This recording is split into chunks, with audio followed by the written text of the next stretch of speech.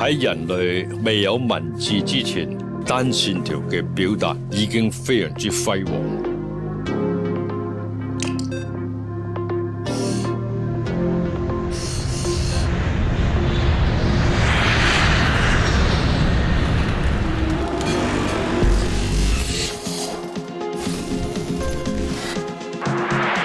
我從來未諗過漫畫唔係藝術。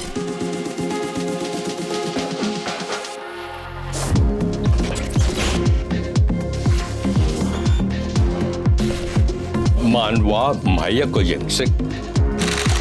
漫畫唔單止一種媒介，更加係一個時代嘅記憶。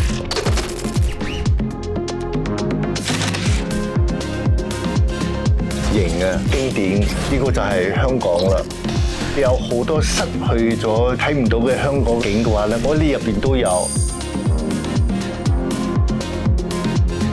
漫畫唔單止係線條，更加係世界嘅輪廓。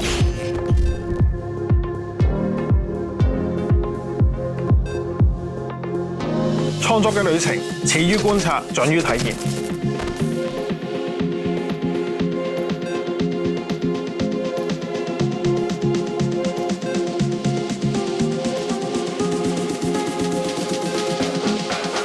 香港漫畫係一種文化，係一種藝術，係一種生活。真正嘅創作係你點樣回應世界。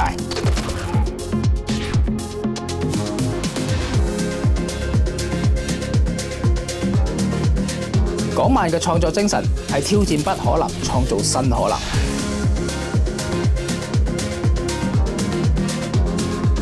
香港漫畫最嚴格之處就係有各種元素嘅碰撞。